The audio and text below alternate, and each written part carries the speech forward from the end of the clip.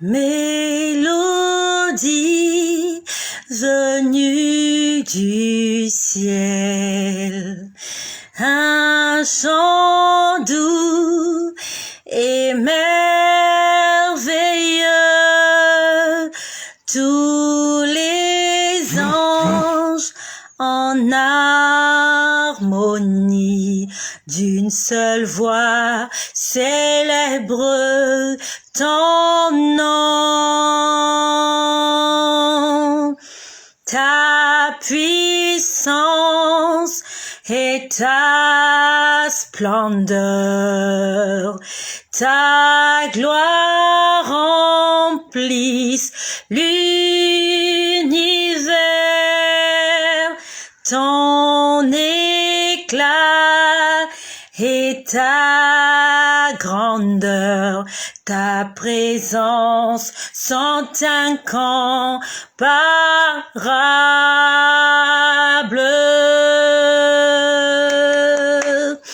Saint ô éternel,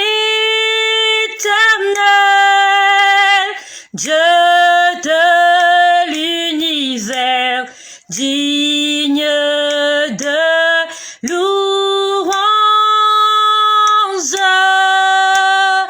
honneur et gloire à l'agneau de Dieu assis sur le trône. Il règne à jamais. Que le nom de Jésus soit glorifié. Pourquoi j'ai commencé ce chant par cette chanson, Mélodie venue du ciel? Tout à l'heure, j'étais à la cuisine. Je m'apprêtais en fait à faire à manger et j'ai entendu une mélodie. J'ai entendu une mélodie. Je l'ai oubliée, mais je l'ai enregistrée. J'entendais une mélodie. Le Seigneur aime la louange. Le Seigneur aime l'adoration.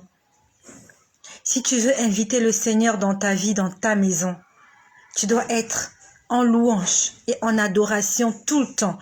Parce que la Bible dit, Dieu siège au milieu de la louange de son peuple. Tu fais la vaisselle, loue le Seigneur. Tu fais le ménage, loue le Seigneur. Tu fais la cuisine, loue le Seigneur. Quoi que tu fasses, sois toujours en train de louer le Seigneur. Tu vas appeler la présence de Dieu dans ta maison. Les anges viendront chez toi et ils vont te protéger.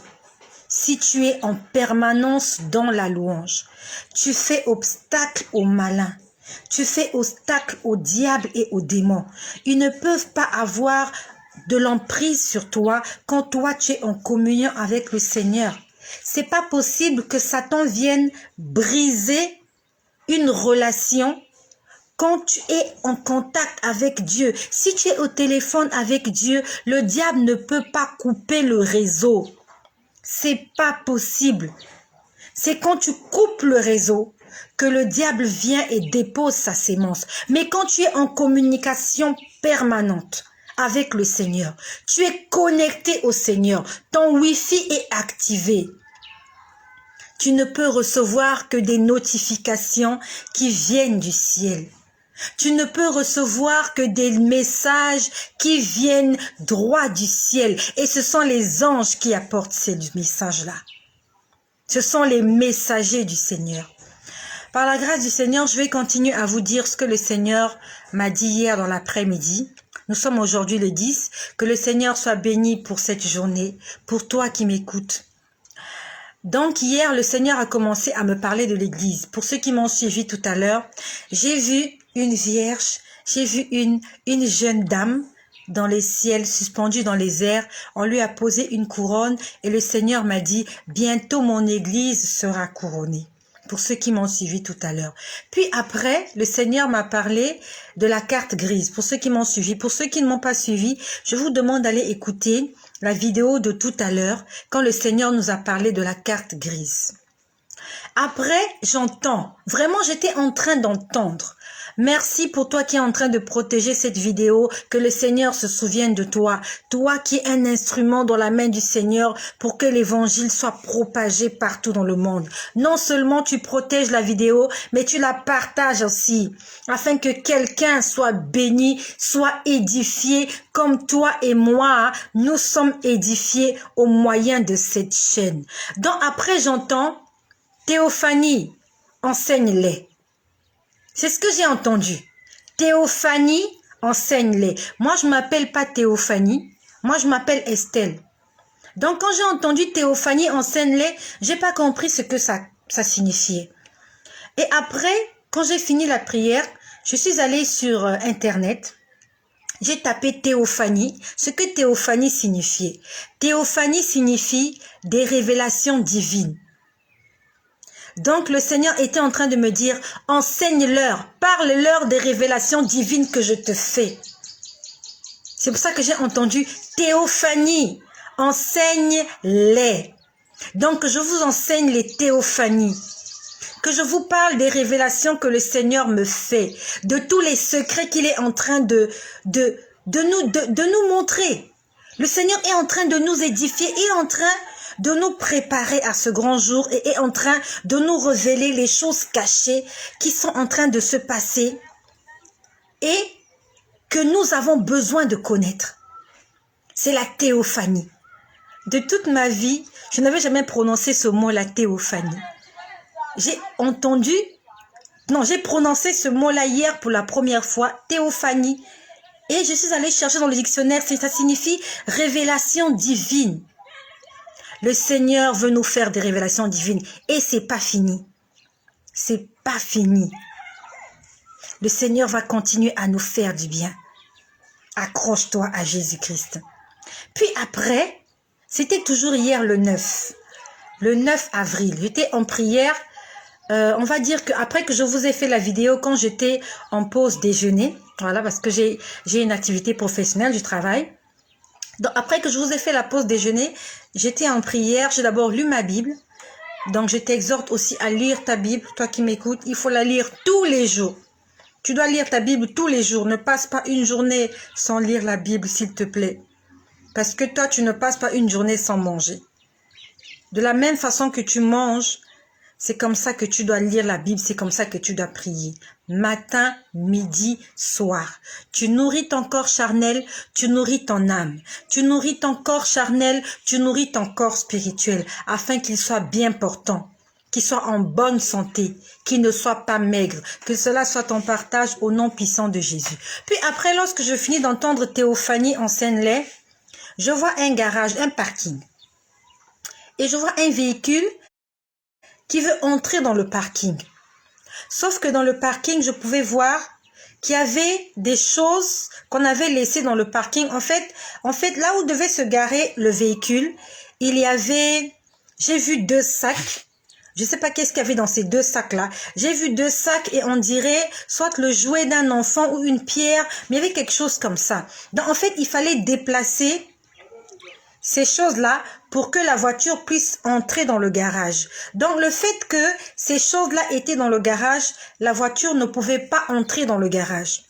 Donc quand j'ai vu cette image d'un parking et qu'il y a eu un véhicule qui voulait entrer dans le parking, mais il y avait des choses dans le parking qui empêchaient au véhicule de se garer. J'ai entendu, vous n'avez pas encore une foi ferme. C'est ce que j'ai entendu audiblement. Vous n'avez pas encore une foi ferme. Une foi ferme, c'est une foi inébranlable. Une foi ferme, c'est une foi, en fait, qu'on ne peut pas bousculer. Et le Seigneur a dit, vous n'avez pas encore une foi ferme. Le Seigneur veut entrer dans ta vie. Le Seigneur veut entrer dans ton cœur. Le Seigneur veut entrer dans ton parking. C'était comme ce parking. Il veut entrer dans ta vie. Mais dans ta vie, il trouve des choses qui l'empêchent d'entrer et de se garer et d'agir. Et ces choses-là, ce sont les soucis de ce monde. Aujourd'hui, il y a beaucoup de chrétiens, quand ils ont un problème, ils prient. Mais quand ils voient que l'exaucement de la prière tarde, il commence à se décourager, il commence à perdre patience, il commence à perdre la foi et il commence à trouver d'autres alternatives ou alors il va consulter maintenant des devins. Il commence à aller consulter des magiciens, il commence à aller consulter des augures, il commence à aller consulter des devins, il commence à aller consulter des féticheurs. Parce qu'il a demandé, il a fait une demande à Dieu. Dieu n'a pas encore exaucé, que le chrétien, la foi n'est pas ferme. Donc, on ne fait pas confiance totalement au Seigneur. Et le Seigneur a dit, vous n'avez pas encore une foi ferme. Il veut que notre foi soit ferme. Tu as demandé quelque chose au Seigneur, n'abandonne pas. Continue à prier, continue à jeûner, continue à le supplier, continue à prier. Ne cherche pas des solutions alternatives. Tu as demandé au Seigneur le mariage. Tu dis, Seigneur, donne-moi le mariage. Attends que le Seigneur puisse te donner le mariage. C'est pas la peine d'aller encore contacter les vieux contacts. Tu commences à chercher. Oui, celui-là, où est-ce qu'il est? Est-ce qu'il de suite? Tu commences à les chercher. Tu commences à les fouiller. C'est comme si tu étais en train d'aider Dieu. Laisse Dieu agir. Le Seigneur va amener vers toi la femme qu'il t'a préparée. Il va amener vers toi l'homme qu'il t'a préparé. Il va t'amener vers le travail qu'il a préparé pour toi.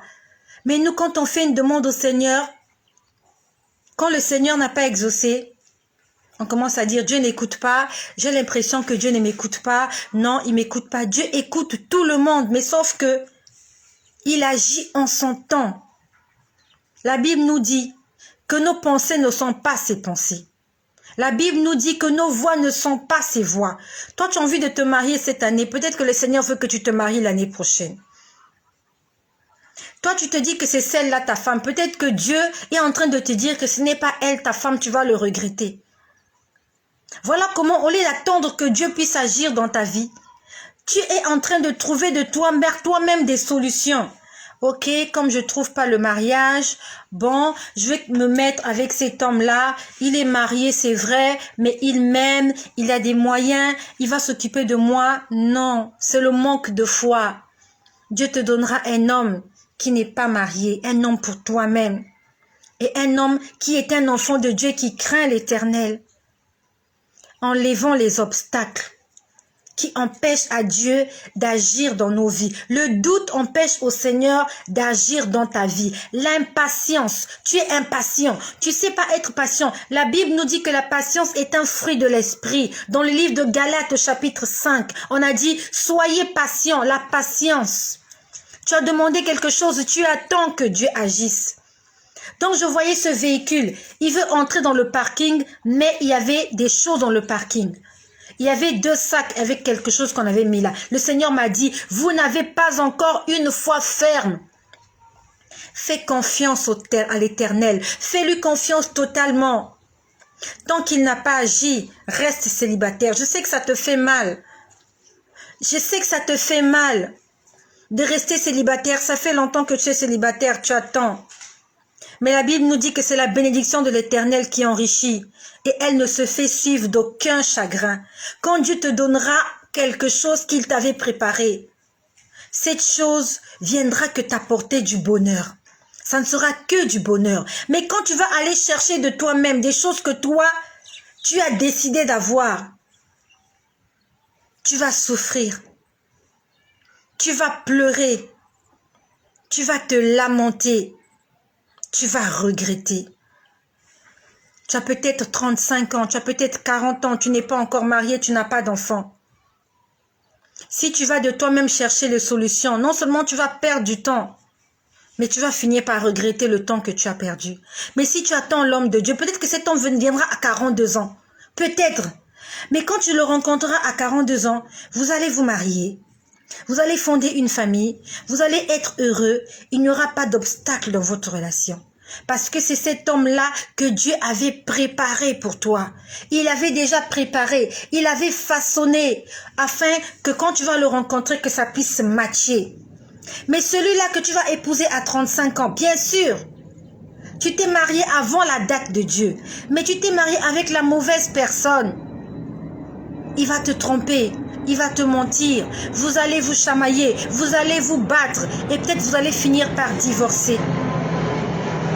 parce que tu n'étais pas dans les voies que le Seigneur avait tracées pour toi. C'est pour ça que le Seigneur a dit, vous n'avez pas encore une foi ferme. Dans le livre de Hébreux, il est écrit, sans la foi, il est impossible de lui être agréable. Demandons au Seigneur de nous donner la foi. Il y a tellement de choses que nous devons demander au Seigneur. Mais nous ne demandons pas les bonnes choses. On demande l'argent, on demande la richesse, on demande la bénédiction, on demande la grâce, on demande le succès. Combien de fois tu as demandé à Dieu de te donner la foi? Combien de fois tu as prié, tu as demandé au Seigneur de t'aider à pardonner, de t'aider à aimer, de t'aider à beaucoup prier, de t'aider à être un véritable enfant de Dieu, de t'aider à évangéliser. Je suis sûre que tu n'as jamais prié dans ce sens-là, jamais. C'est toujours Seigneur, regarde, ça marche pas, j'ai pas d'argent. Seigneur, je suis malade. Seigneur, j'ai mal à la tête. Seigneur, j'ai mal au ventre. Seigneur, regarde l'autre là, regarde comment il m'a insulté. Combien de fois tu as prié pour toi-même, pour que Dieu t'aide à lui être agréable? Prions le Seigneur pour nous-mêmes. En ces derniers temps de la fin, nous devons demander au Seigneur de nous parfaire, que nous soyons parfaits, que nous soyons saints comme notre Père céleste. C'est possible d'être saint. Demande au Seigneur de t'apprendre à ne plus pécher. Demande au Seigneur de t'aider à faire des miracles, à prier pour les malades et que les malades soient guéris. Je suis sûre que tu n'as jamais prié pour ça. Tu n'as jamais prié pour ça. Seigneur, donne-moi des enfants. Et si tu as des enfants, Seigneur, protège mes enfants. C'est pas mauvais. J'ai pas dit que c'est mauvais. Mais pensons à notre salut aussi. La protection, c'est bien. La bénédiction, c'est bien. Le salut, c'est mieux. Le salut, c'est beaucoup mieux. Donc le Seigneur nous a dit, vous n'avez pas encore assez de foi. Vous n'avez pas encore une foi ferme. C'est ce que le Seigneur m'a dit hier. Il a parlé de théophanie. Il va nous faire des révélations extraordinaires. Il n'a pas cessé de nous étonner, ce Dieu-là. Mélodie venue du ciel, un chant doux et merveilleux. Est-ce que tu as la foi? Tu as demandé quelque chose au Seigneur. Est-ce que tu attends qu'il exauce ta prière? Ou bien tu es en train d'essayer de résoudre les problèmes de toi-même? Certaines personnes me diront, oui, c'est facile pour elle. Dieu lui a donné une famille, des enfants. Oui, c'est facile pour moi, c'est vrai. C'est peut-être facile pour moi. Mais je passe souvent aussi des moments difficiles. Il y a des choses que j'ai commises dans ma vie, des erreurs qui aujourd'hui me suivent. J'ai des enfants. Je dors pas la nuit parce que je prie et j'intercède pour ces enfants-là. C'est pas le fait d'être parent, c'est suffisant. Non. Tu es parent, ça t'apporte de la joie, mais en tant que parent, tu as des responsabilités. Et c'est ça le plus important. Je dois me réveiller tous les matins, aller travailler, afin de nourrir les enfants, de les habiller, de les soigner et de payer leur scolarité. Je dois me réveiller dans la nuit, afin d'intercéder pour ces enfants, pour qu'il ne leur arrive rien, pour le salut de leurs âmes. Chose qu'une personne qui n'a pas d'enfant ne ferait pas. Il a son salaire, il fait ce qu'il veut avec son salaire. Il peut ou ne pas intercéder pour l'enfant de quelqu'un puisqu'il n'en a pas. Tu demandes au Seigneur une bénédiction, sauf que cette bénédiction va te pousser à faire autre chose pour la garder. Tu devras la garder. Et tu dois la garder dans la prière. Dieu t'a donné des enfants. Tu dois prier. Seigneur, les mauvaises compagnies, surtout lorsque les enfants atteignent l'âge de l'adolescence. Les parents doivent se lever. Seigneur, les mauvaises compagnies. Oh Seigneur, ma fille. Il y a les garçons qui courent derrière elle. Oh Seigneur, mon fils. Les filles courent derrière elle. C'est un souci de plus. Tu es une mère, c'est vrai. Tu as la joie d'être mère, oui. Mais tu as un souci parce que tu as une charge. C'est une charge que tu as. Il faut le nourrir, il faut l'habiller, il faut le soigner, il faut le conseiller, il faut prier pour lui. Combien de mamans aujourd'hui sont devenues mères, elles ont mis au monde. Pendant qu'elle met au monde, elle ne sait pas que l'enfant qu'elle est en train de mettre au monde là, c'est cet enfant-là qui va le tuer. Tu es parent. Combien de parents ont perdu la vie à cause de leurs enfants? Certaines personnes disent, oui, elle est là, elle parle sur les réseaux sociaux et tout, elle a des enfants. Oui, j'ai des enfants. Mais je me lève dans la prière pour ces enfants-là. Je ne dors pas la nuit pour eux. Afin qu'on ne leur transmette pas la sorcellerie à l'école. Afin qu'ils ne tombent pas malades. Afin qu'ils ne fréquentent pas les mauvaises compagnies. Afin que. Et non seulement, je me prive de beaucoup de choses parce que eux, ils doivent manger. J'ai un enfant à l'étranger. Elle ne vit pas avec moi. Il faut que je lui envoie de l'argent tous les mois pour l'école, pour manger et pour payer le loyer. Toi, peut-être que tu n'as pas ces charges-là. Tu t'achètes des vêtements, tu vas au salon de coiffure, tu jouis. Moi, je jouis du fait d'être mère, mais je ne jouis pas vraiment de mon argent. Lorsque j'ai mon salaire, à la limite, je le divise même pas en deux. La plus grande partie va dans les charges. Parce que j'ai 5 enfants, j'en ai beaucoup.